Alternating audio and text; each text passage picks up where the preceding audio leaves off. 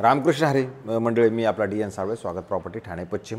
आजचा परत आपण एक फ्लॅट घेतलेला आहे बाळकुंभ लोकेशनला, आणि बाळकुंभ लोकेशनलाच रुनल आयरिन नावाचं 0 to 3 वर्ष 0 to 5 इयर्स धरा तुम्ही, 0 to 5 इयर्स जुनी बिल्डिंग असणार आहे। आणि त्याच बिल्डिंगमध्ये लोअर फ्लोअरला एक फ्लॅट आहे। बिल्डिंग जर तशी बघितली तर ग्राउंड प्लस 32 ते 34 माळ्याची बिल्डिंग आहे, पण आपला फ्लोअर फ्लोअरला एक 2 BHKचा फ्लॅट आहे, ज्याचा कार्पेटचा जर साधारण आपण विचार केला 723 कार्पेट असणारा, एक पार्किंग सोबत असणारा, मेंटेनन्स 6000 रुपये असणारा 2 BHKचा फ्लॅट असणार आहे।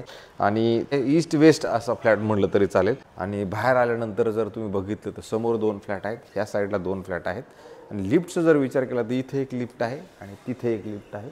अधिक तसं जर बघितलं तर एक टोटल 3 लिफ्ट, म्हणजे 4 फ्लॅट मिळून 3 लिफ्ट असणारा हा फ्लॅट आहे। जर तुम्ही बाहेर बघितलं तर बाहेर तशी ह्या लॉबीमध्ये भरपूर मोठी जागा मात्र उपलब्ध असणार आहे। आणि ज्यावेळेला आपण घराच्या आतमध्ये इन करतो त्यावेळेला तुम्ही बघू शकता चांगल्या पद्धतीचा मोठा प्रशस्त चांगला एक तुम्हाला असा हॉल मिळतो, जो हॉल तुम्ही बघू शकता चांगल्या पद्धतीचा मोठा आहे। आणि ज्या मंडळींना हॉलच्या शेजारी स्टँडिंग बाल्कनी पण हवी आहे, तर मला असं वाटतं याच्यामध्ये पण 2 बाय जवळजवळ 8-9 फुटाची एक स्टँडिंग बाल्कनी आहे, जी खरोखर खूप मोठी आहे। म्हणजे अशी इथून जर तुम्ही चालू केली तर इथपासून तिथपर्यंत माझ्या अंदाज जवळजवळ 10-12 फुटाची 15 फुटाची ही तुमची बाल्कनी असणार आहे, एवढी मोठी पण ही स्टँडिंग बाल्कनी आहे। समोर जर तुम्ही बघितलं तर जिथे प्रॉपर्टी एक्झिबिशन लागतं त्याचं हे ग्राउंड आहे, आणि शेजारी तुम्ही बघितलं तर ह्याचं डायकन नावाचं जे चायनावालं प्रोडक्ट आहे ते आहे। आणि समोर हे डोकाळे गाव म्हणा ते सगळं तुम्हाला तुमच्या घरामधनं मात्र प्रॉपरली दिसतं। अशा पद्धतीचं ह्याचा हॉल असणार आहे। हवा मात्र घरामध्ये खेळती आहे, कारण की पश्चिम दिशेचं जे वारा आहे ते घरामध्ये प्रॉपरली येते, त्याच्यामुळं हवा मात्र येते ह्या घरामध्ये। आणि नंतर जर तुम्ही ह्या साईडला जर आलात तर ह्या साईडला आल्यानंतर इथं तुम्हाला फ्रीज ठेवायला जागा आहे, आणि तुम्हाला एल शेपला असणारं एक किचन मिळतं जे अशा पद्धतीचं आहे। आणि किचनच्या ह्या साईडला तुम्हाला मात्र वॉशिंग मशीनला एक वेगळा पॉईंट आतल्यातच दिलेला आहे। अधिक जर तुम्ही बघितलं तर स्टँडिंग बाल्कनीसाठी परत इथं एक जागा मात्र उपलब्ध नक्की आहे। याचा जरी व्ह्यू बघितला तर तुम्हाला इंटरनली गार्डन्स मात्र दिसतात, आतल्यातच जे काय आहे ते दिसतं, आणि कल्पतरूचं बिल्डिंग पण तुम्हाला हेकडनं दिसतं। अशा पद्धतीचं याचा व्ह्यू आहे। पुढे जर आपण आलो तर हा हॉल क्रॉस करून जर आपण जायचं ठरवलं तर क्रॉस करून ज्यावेळेला पुढे जाणार त्यावेळेला तुम्हाला इथे इमिडिएटली एक वॉशरूम, बाथरूम, टॉयलेट आहे, जे ह्या पद्धतीचं आहे। वरती आहे याला थोडंसं आपल्याला हे सामान सेट करावं लागेल, कारण थोडंसं पडलं आहे म्हणून ती थोडीशी इकडं तिकडं साफसफाईची आपल्याला 100% गरज आहे। त्याच्या जस्ट अपोजिटला जर आपण आलो तर इथे एक बेडरूम असणार आहे। ह्या बेडरूमची साईज बाकी मोठी आणि चांगली आहे।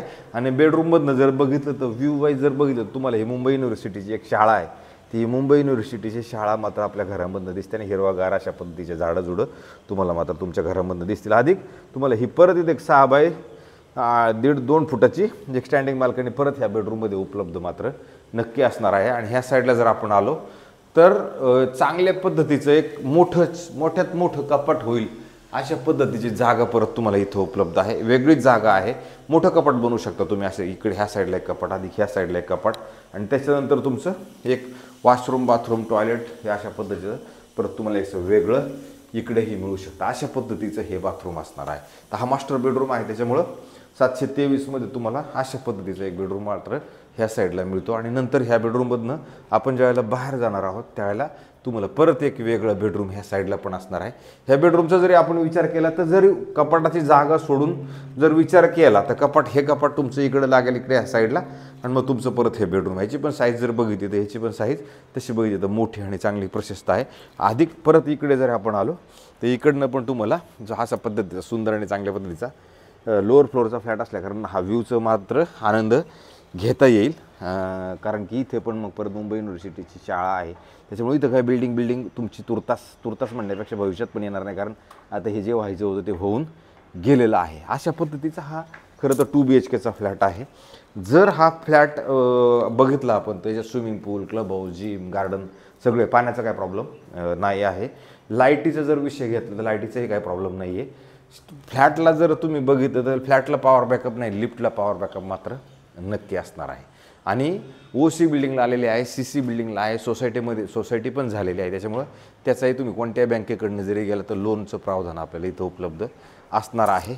राहिला प्रश्न आता हे जे ओनर आहेत हे मात्र विदेशामध्ये असल्या कारणाने इथे ह्या फ्लॅटमध्ये TDS आपल्याला लागणार आहे. आणि विदेशात NRO किंवा हे असे जे मंडळी असतात यांना टॅक्सचं धोरण महाराष्ट्र सरकार म्हणणं केंद्र सरकारचं बदल आहे की जे बाहेर राहणारे लोक आहेत त्यांना TDSचं NRI TDS लागतो किंवा NRO NRI या TDS जास्त लागतो. भारतात जर कोणी फ्लॅट विकत असेल तर त्यांना 1% TDS लागतो. आणि विदेशात जर कोणी राहणारा व्यक्ती आहे आणि तो जर आपला भारतात फ्लॅट विकत असेल तर त्या मंडळीसाठी 14.90 पासून पुढे, म्हणजे साधारणतः मी काही CA नाही आहे पण जे रेग्युलर प्रॅक्टिसमध्ये जे अनुभव येतात त्याच्यातनंच मी सांगतोय.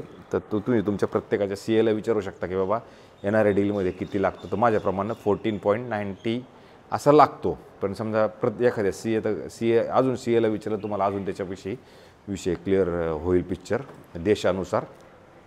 तर ह्या फ्लॅटमध्ये मला थोडक्यात तेच सांगायचं की इथे NRI असल्यामुळं TDS आपल्याला थोडा जास्त TDS त्यांना लागणार आहे पण आपल्या पैशातनं त्याला देताना कमी द्यावे लागतील. तर ही NRI डील असणार आहे थोडक्यात मला हे सांगायचं आहे.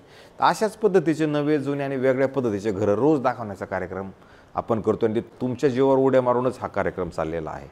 तर मी किती उड्या मारायच्यात किती नाही हे तुम्हीच ठरवू शकता, मी तर ठरवू शकत नाही. कारण तुम्ही जास्त बघितलं, तुम्ही जास्त सबस्क्रायबर्स केले तर तेवढी जास्त उंच उडी माझी तुमच्या जीवावरती जाणार आहे. त्याच्यामुळे मला असं वाटतं तुम्ही जास्तीत जास्त तेवढं ते सबस्क्रायबरचं बटन जास्तीत जास्त बघणं, व्ह्यू कमेंट्स हे ते सगळं करा जेणेकरून एक मला पण चान्स थोडा वरती उड्या मारण्याचा नक्की मिळतो. तर थांबतो मंडळी. रामकृष्ण हरी.